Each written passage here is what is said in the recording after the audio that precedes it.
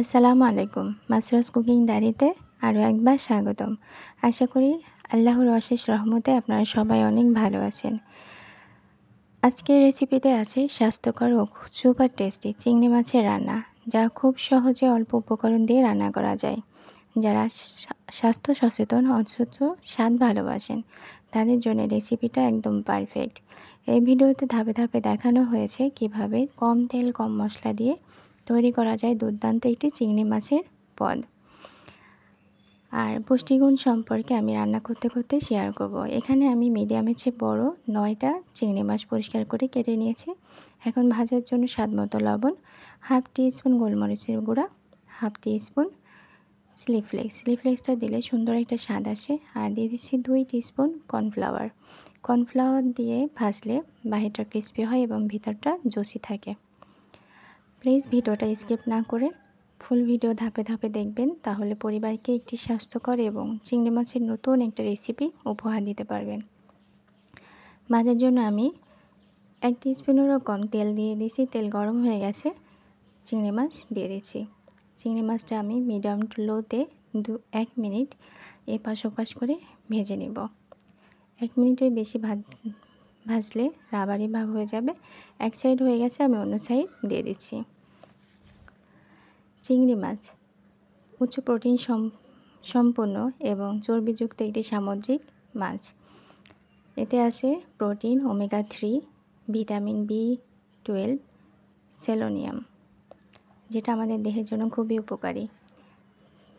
চিংড়ি মাছ এপাশ ওপাশ দেখেন সুন্দর ভাজা হয়ে গেছে। আমি এখন এগুলো উঠিয়ে নিচ্ছি।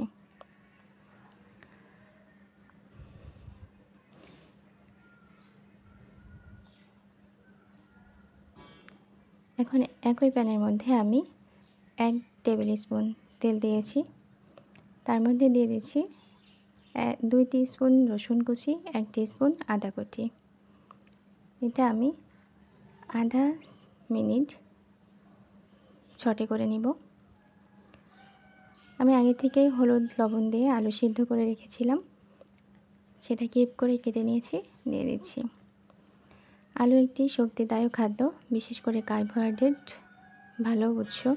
কার্বোহাইড্রেট শক্তি যোগায়, ফাইবার হজমে সাহায্য করে। আমি 1 মিনিট নাড়াচাড়া করে এর মধ্যে একটা টমেটো কেটে দিয়েছি। টমেটোতে আছে ভিটামিন সিতে ভরপুর। আর ফ্রিজে ফ্রোজেন করে রেখেছিলাম রেড ক্যাপসিকাম এবং ইয়েলো ক্যাপসিকাম, সেটা দিয়ে দিচ্ছি। ক্যাপসিকাম হলো সবচেয়ে পুষ্টিকর খাবার। এখানে আছে vitamin C, beta caloric, antioxidant,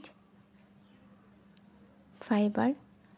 এখানে প্রত্যেকটা খাবার খুবই স্বাস্থ্যকর, খেয়াল করবেন। আমি এখানে এটা 2 মিনিটের মতো নাড়াচাড়া করব। তারপর চিংড়ি মাছটা দিয়ে দেব। এখানে দিয়ে দিচ্ছি 5টা কাঁচামরিচ আর হাফ টিস্পুন গোলমরিচ। আর যে পাত্রে আমি চিংড়িটা ম্যারিনেট করে রেখেছিলাম, ওই পাত্রে পানিটা দিয়ে আমি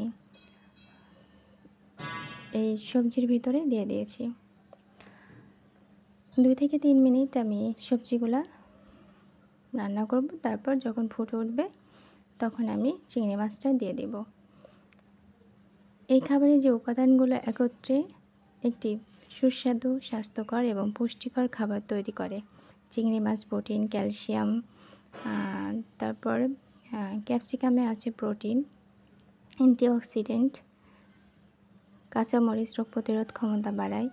সব মিলিয়ে একটা স্বাস্থ্যকর খাবার, অবশ্যই ট্রাই করবেন।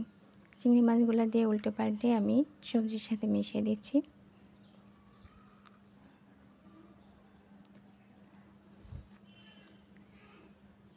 এই খাবারটা সত্যিই অসাধারণ হয়েছিল, একদম সম্পূর্ণ নতুন একটা রেসিপি। আপনারা দেখেছেন কিনা জানি না, একবার হলেও ট্রাই করবেন, দেখবেন পরিবারের সবাই অনেক পছন্দ করে খাবে। চিংড়িটা রান্না করার পরেও বাহিরটা ক্রিস্পি ছিল এবং ভিতরটা কিন্তু খুবই জুসি ছিল। আর ডেসক্রিপশন বক্সে আমি এর পুষ্টিগুণ সম্বন্ধে দিয়ে দেব, প্লিজ ডেসক্রিপশন বক্সটা চেক করে নেবেন।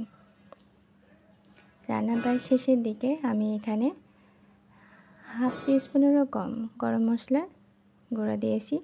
আর লবণটা কম হয়ে গেছিলো, অল্প একটু লবণ দিয়েছি। দিয়ে আমি এটা এই পর্যায়ে 2 মিনিট ঢেকে মিডিয়ামে চেয়ে লো আছে রেখে দিব।